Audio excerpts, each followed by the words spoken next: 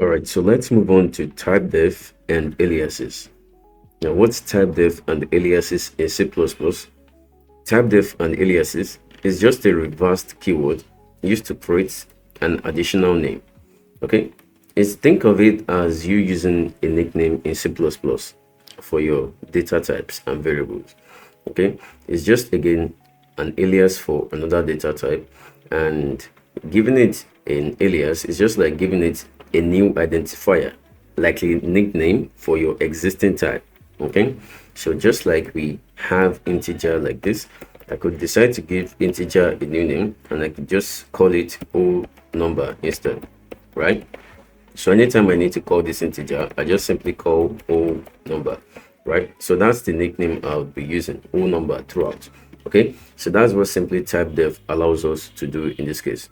And the advantage of that is it allows us with readability. That is, someone just seeing int might not understand that. So it allows us with readability and also reduces typos, like typographical errors. Okay, so in order for you to get started, what you're going to simply do is you're going to create a new folder called, as you can see here, so that's the fourth one, typedef and aliases. So when you open it, you create a typedef aliases C++ file. So that's the file we are going to be using right in this case. Okay, so what you want to do next now to understand this properly, I'm going to start with, well, a data type which you might have not heard before, and you don't have to know what it is. Okay, I just want to use this as a sample. Okay, so what you're going to do now is there's this data type called, instead of me using int, I will use int later. I just want to show you that in case you have a long data type, you can usually shorten the name or by giving it a typedef, an alias, right? So we would use int, but we would use it later. Okay, so there's this long data type in C++ called standard vector, then std, to colons, then pair, then you open your left angle bracket, then you type std again, you put the colons, then type string, and then put in a comma, type int. So don't worry, we are still going to talk about this, but I just want to use this as a sample right in this case. But before you get to use this data type, this vector, okay, you first of all need to include it in our file. So you have to, at the top, the type include then vector. As you can see, it's giving us a squiggly red line, right? So when you include vector, then you'll be able to use this vector anywhere right inside your file. Okay, so then we type this. Okay, so once we're done typing that, then this is just a long data type on its own, just like we have int, right? There's this data type which is having this longer name instead, right? And oh, I made a mistake right here. It's also to be typedef, not type of. So let's correct that. So type then def in this case. So typedef. Okay. So make sure you correct that. So typedef, then this is the data type, right? So once you're done with all of this stuff here, what you can simply do now is to then give this particular variable or this data type, okay, a particular shorter name instead. Okay, so again, just imagine this is like one of the data types we've been using, like int, double. Okay, but there's this longer data type, like I'm repeating again. Okay, so what this one we want to do for this longer data type is we simply just want to give it an alias, okay, a typedef. So what you want to do again is to put another greater than sign right here. Then you can now decide to give it any name of your choice. So for example, let's say pair list, but because this data type allows us to create a list, so I've now given it a new name, pair list, right? And that's almost everything you just need to do right away. Okay, but anytime you are giving it an alias, okay, it is always a convention. It is not necessary, but it's always a convention that you add underscore t here in this case. So by adding underscore t simply just means, well, this is an alias. Okay, because if you just add plist like this, you might think it's a variable, right? So underscore t now makes us understand that, well, this is a typedef. It's an alias. It's a nickname for this real data type which we have here, right? Good, and that's all. Okay, so we can now decide to use this data type inside of our code. Okay, and let me show you how we can just use it. So imagine we didn't had this typedef, you would have simply typed this entire command right in this case. So let me just simply copy that. You'd have probably typed this entire command in a single line like this, okay, and then you can do whatever you need to do next, okay. But now that there's this data type, you just have to use the alias, that is the nickname you've given it instead, which in this case is the pair list underscore t, right? So that's the way you're actually going to get to that instead, right? But don't worry, like I said, we don't know what this data type is, so I just wanted to explain that. Anyway, I'll comment this out and remove this. So let's use something which we are familiar with in this case, and something which we are familiar with is by using the string. You know how to declare a string, right? So to get started with a string, you know, the first thing you want to do is to type std, 2 colons, then string. Then you can give your string any name, right? So but what I want to do is this standard string, I want to be able to give it a short name, so I don't have to say std string every time, right? So what you want to do is to type def before it, okay, and then you come after the std string, and then you can give it an alias, okay. So what you want to do, let's give it you can give it anything. Let's just say maybe text, and don't forget we have to add down the underscore t so that we know it's an alias. Now that's not necessary but mandatory, okay. So if I want to be able to create a string now, all I just simply need to do is, before that, this is what you usually do, right? And then you have to type in your variable, let's say first name in this case, right? But this time around, since the standard string has a nickname called text which is this one right here, all you can just simply do is to type text t and then your variable name, and you still have the same result in this case, okay. So then we can now set our name to anything, so let's say central, and that's it, okay. So let's try to log it to let's try to output it, okay. Let's compile the code to see if that works.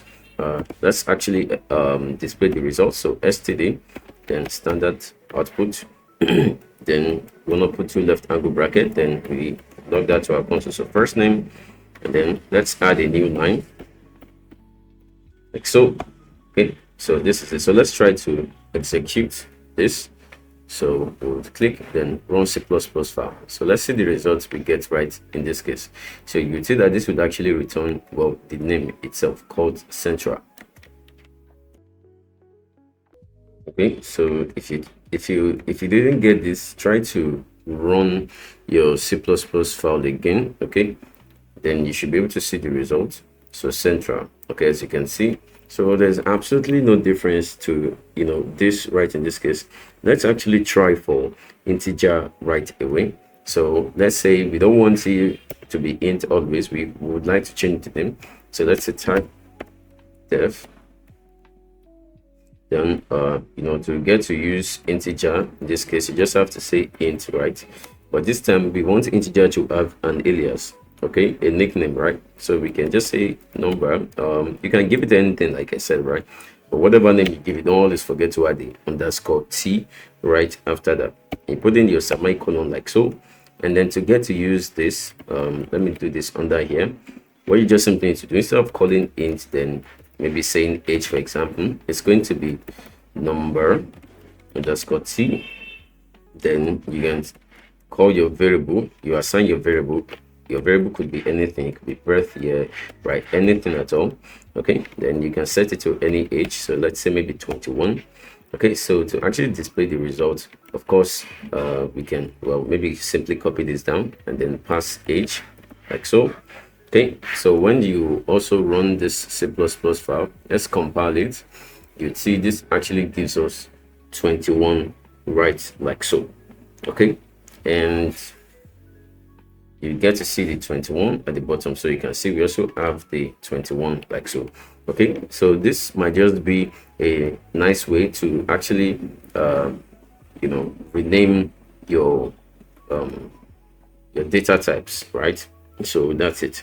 But there's one more thing I want to be able to show you guys, okay. So we've understood at least now how to use the typedef in this case, and well, we have a newer way of using this typedef, okay.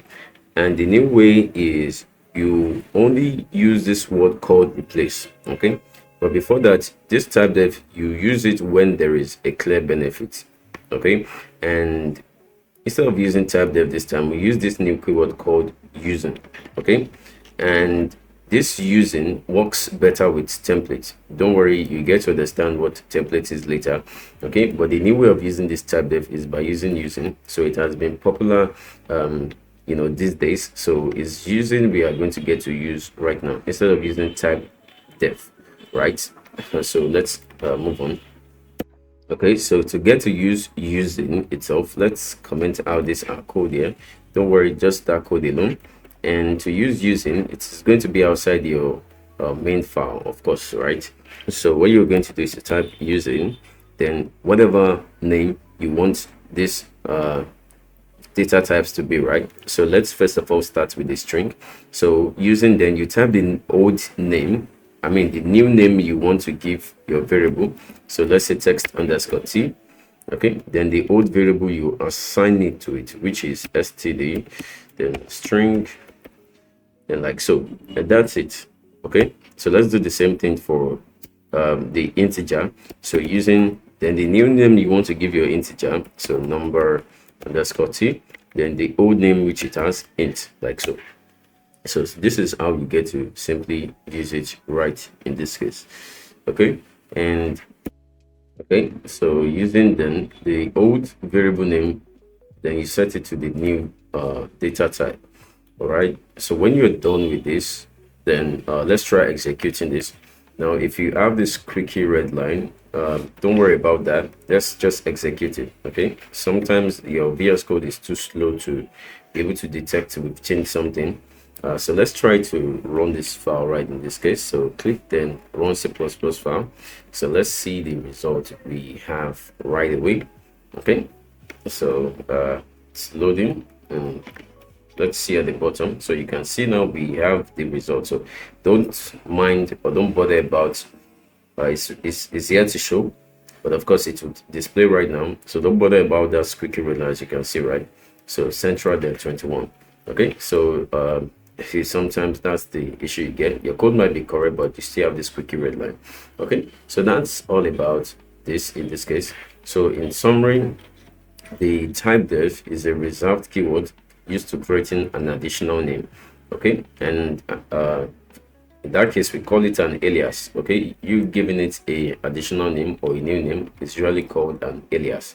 Okay, and it is a new identifier for an existing type. If there's nothing like int, then you can give it a new name, right? So you should know that. So and it helps with readability and reduces typos. Okay, so sometimes I might just want to write int every time. I can just write whole number as the new name, right? Sweet. And well, of course, now instead of using the typedef, now it's now used by using, as you can see. So this is the new thing we learned, instead of using typedef. So but in case you see typedef in some other places or some other code, you probably know what it is, and that's all about that.